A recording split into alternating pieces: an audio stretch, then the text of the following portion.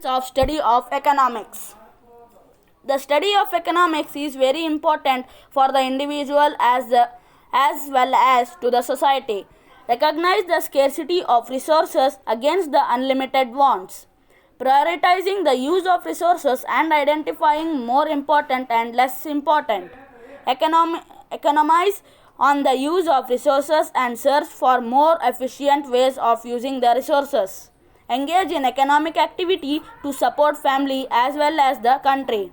Contribute to the government's revenue and assist it in discharge of its development and welfare programs. Understand socio-economic problems of the country like poverty, unemployment, inflation, etc. and it try to provide solutions to the same and suggest better policies and better ways of implementing policies for bringing about desired growth and development of the country.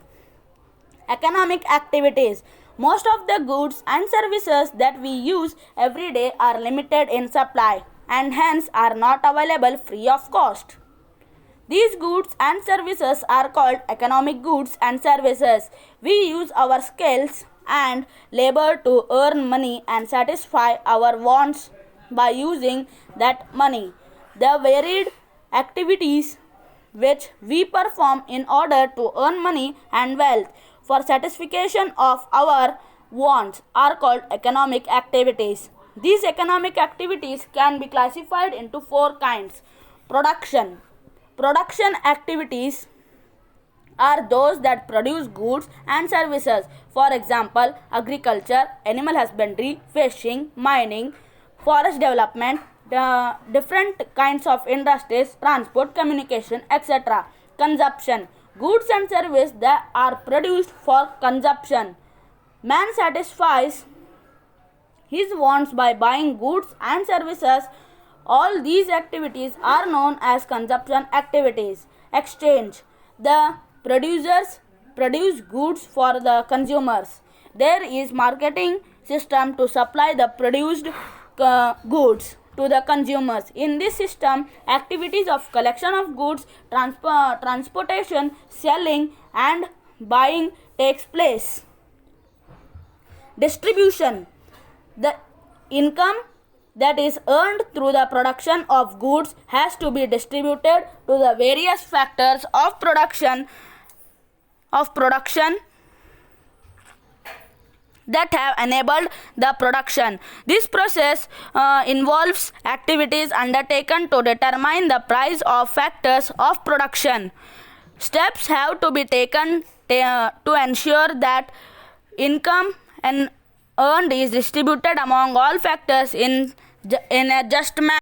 Sometimes many activities which are not economic in nature become economic activities. For example, when a teacher gives free tuition at home to students is not an economic activity.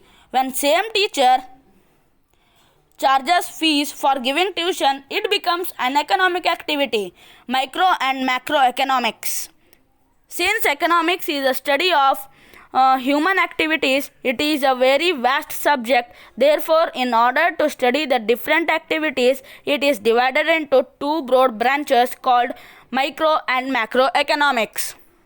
Microeconomics. The word micro means very small, and microeconomics implies a study of economics at very small level. Microeconomics is a study of decision making to use resources by smallest components of the society, namely individual, household and business firms. Some such decisions are: you have to buy various goods and services to satisfy your wants. Which wants will satisfy you? How much price are you willing to pay for a specific goods or services? How many hours of work are you ready to work and where to work, etc. are some decisions to be made. The individual consumer makes these decisions for achieving the maximum satisfaction from consumer. The production or a business unit called a firm that produces goods and services will have to decide about the quantity to be produced and the price at which the goods or services to be sold. It has to decide about the combination of inputs so that it produces the desired quantity at the minimum cost. The price of determined by the interaction of the buyers and the sellers in market, how they interact and on what basis they decide a mutual acceptable price is also the subject matter of microeconomics.